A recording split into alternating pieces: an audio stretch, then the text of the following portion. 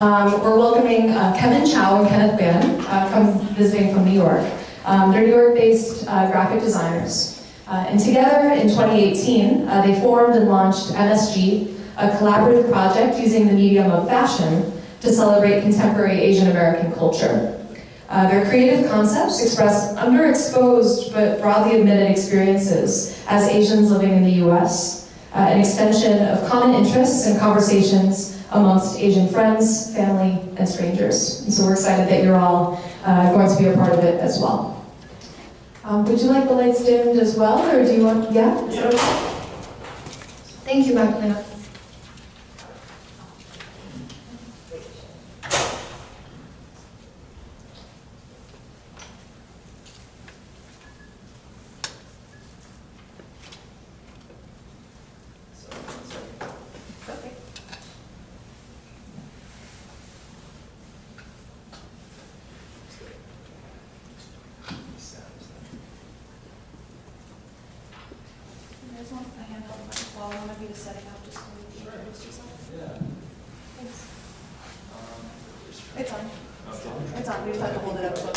Thanks for having us.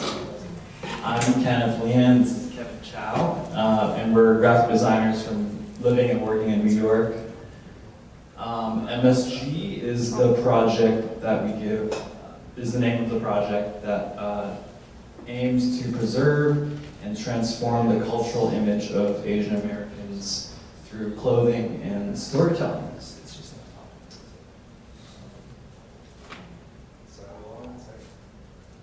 Give it another second. Some technical difficulties. Tell us about your guys. Okay. Thanks.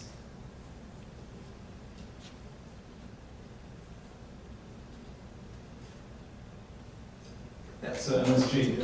You might have heard of it. You might have eaten it in your lifetime. I know I have in large amounts. So MSG aims to preserve and transform the cultural image of Asian Americans through clothing and storytelling. In other words, hoping to spice up Asian representation in two forms. And so with fashion, you know, everyone's wearing clothing, right? No one here is naked. Clothing is something everybody wears. So by being a clothing brand, it means we can create products in which people share in common, and through this medium, we can create visual channels in which people can have a form of communication that's not necessarily verbal. And these fashion items that we make are usually inspired by shared experiences amongst our community, and we hope to create forms of visual communication through those experiences. The other half of our work is the editorial half. We found that you kind of have to actively really dig to find Asian representation in creative industries, and you know, we wanted to sort of challenge this by creating our own platform in which we seek out creative people that do interesting things. And we hope to empower the creative industry that's often very overlooked by white media coverage. Cool. So a little bit behind our messaging and concept, just to give you a little bit of background behind the name. For those of you who might not know, MSG stands for monosodium glutamate. It is an amino acid or sodium substrate of glutamic acid. But its cultural significance is that it was first brought to Western cooking in the 1960s, predominantly within Chinese takeout restaurants. But it quickly became the symbol of anti-Asian sentiment as Americans began attributing it to headaches and other negative symptoms that they would get after eating extremely large and heavy meals. But you know, as we know and came to discover, MSG is like a natural occurring sodium found in tomatoes, cheeses, and mushrooms, and it's kind of the essence of umami flavor. But for some reason, there's this kind of connotation that it's unhealthy or even cancerous without any kind of scientific evidence confirming this. So we kind of took that as like a foundation or grounding principle behind the ethos of our brand. Because like with MSG, we think a lot of other general connotations around Asian and Asian American culture can be pretty misguided and misinformed, and our brand is about transforming those connotations and stereotypes to cultural significance. And besides, MSG is pretty tasty and it adds a little bit of flavor to anything you put it on, so we hope the same goes for our work as well. So a little bit of background between us. So Kenneth and I are kind of from opposite ends of the spectrum. I'm an Asian American that was born and raised in New York, and Kenneth is an Asian from Macau that came here just for college. My visa just got approved yesterday. Yeah. But despite like the growing up on the opposite sides of the world, we realized that there are so many through lines among the Asian experience, especially the way we were brought up in terms of like food and tradition, and even silly things like using the dishwasher as a drawing rack. But even like negative things too, like like extraordinarily high expectations from parents, strict parenting, even getting beat. All these things are kind of things we bonded over, and through conversations with extending to our friends and family, we realized that our culture is pretty pervasive and independent of location. So Eddie Huang is a well-known restaurateur in the food world, and he wrote a book called Fresh Off the Boat, which talked about his experiences growing up Asian, and that actually got developed into a TV show. But he says that not only was I white, to many people, not only was I not white, to many people I wasn't Asian either. So we think this sort of hits the point that Asian Americans don't really have a very distinct representative cultural identity, at least in mainstream media. And existing forms of the representations we found that are rather bland and lack depth in comparison to some of the other groups represented. Like there are actually some negative stereotypes as well, such as like being emotionless or risk averse or even like self-deprecating, which is not helpful to our community. And so we really just want to, we're not saying there's anything wrong per se with existing stereotypes, but we just wanted to give it depth and, in other words, like spice it up and by adding some flavor and enriching the representation a little bit. As visual designers, we did find that fashion is kind of a very immediate form of communication for your identity. So like if you, for example, you're in a room and you see someone wearing a sweater with a huge Nike swoosh symbol on it, you kind of know that maybe they have something to do with athletics, or maybe they just pretend to exercise. We wanted to do the same thing with our brand and sort of representing Asians in a similar way. It's like kind of literally like wearing culture on your sleeve. Yeah, and before we started this, we had a lot of conversations on kind of the right way or the wrong way to do this. So unfortunately, a simple Google search will get you kind of results similar to this. It's pretty crazy. We were in disbelief that this was kind of the general consensus of like what people thought, like an Asian t-shirt would be. Like if you Google Asian t-shirt, there's literally like dozens of permutations of this exact phrase. Of course, this is extremely heavy-handed, borderline offensive representations of Asian culture. So we asked ourselves, how can we do this in a more tasteful and considered way? So something we developed pretty quickly and kind of unexpectedly discovered was this kind of feedback loop between the stories that we shared amongst conversations with ourselves, family and friends, as well as the people we interview. We kind of figured out those narratives, and those led to those through lines we mentioned before and informed the design concepts that we employed throughout our products. And then those products in turn sparked conversation and discourse among others. So this was kind of like a proof of concept for us. The first thing we developed was a very simple sticker that said made with MSG that was very directly based off of the ubiquitous Made in China sticker.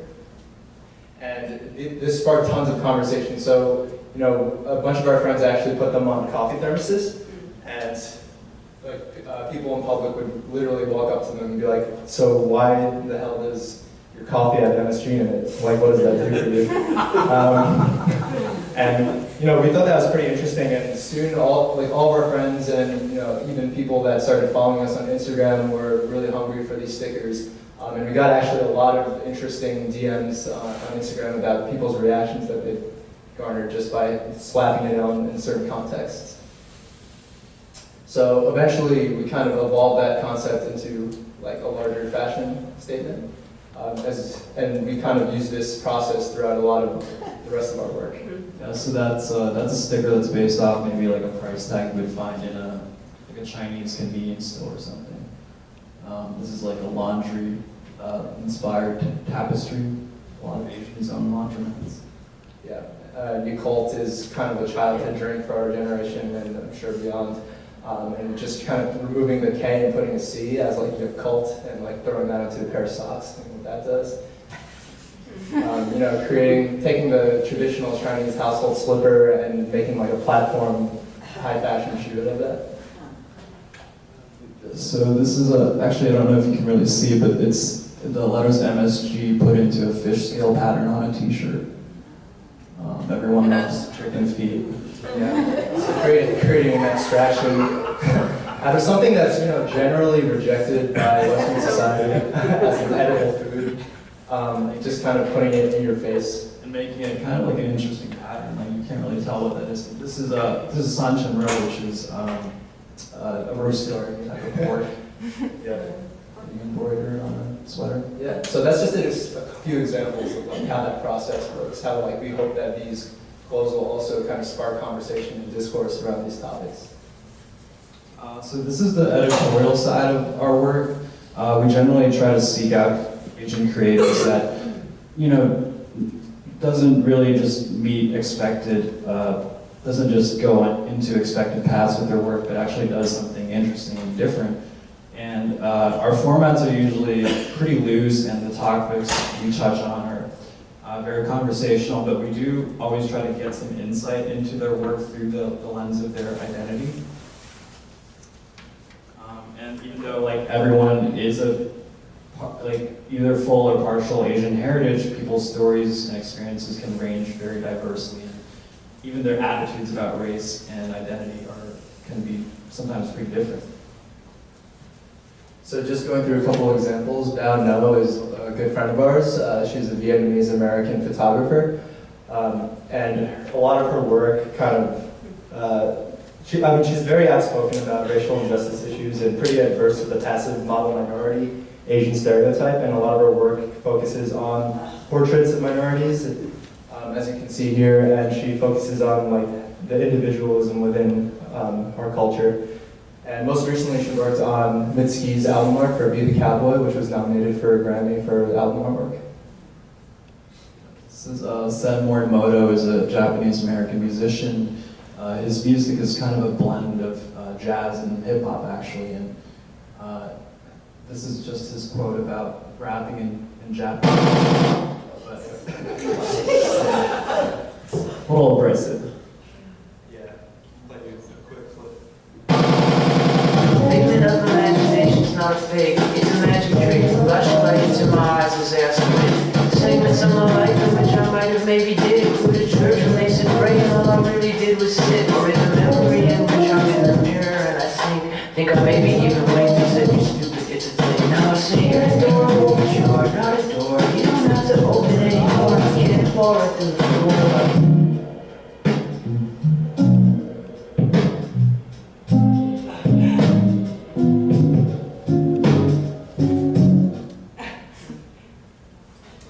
So Ada Chen is a Chinese jewelry designer. She's also a good friend of ours. Her work focuses on leveraging humor towards racial issues to make them a little bit more accessible for us to better have conversations about them. So just a couple examples of her work. The one on the left actually went pretty viral online last year. It was part of her thesis project, where she kind of extracted conversations from Tinder dates that she got from non-Asians. Yeah, so, you know, the one on the left says, "Are you Asian or Chinese?" And then she says, "I'm Chinese, but that's kind of a type of Asian." And then she kind of explains herself, and he responds with "dope, dope." And then the one on the right is kind of like an abstract art eye piece that she came up with that allows everyone to see the world through like an Asian perspective. Miho Hattori is a Japanese musician. I think she came to the States in the 90s and didn't really speak any English, but sort of built her a way through her career by just being very well versed in music. And she sort of emphasizes this point about, through our racial issues with good manners is very important. She's been in work with Beastie Boys or Gorillaz. You might know some of her stuff.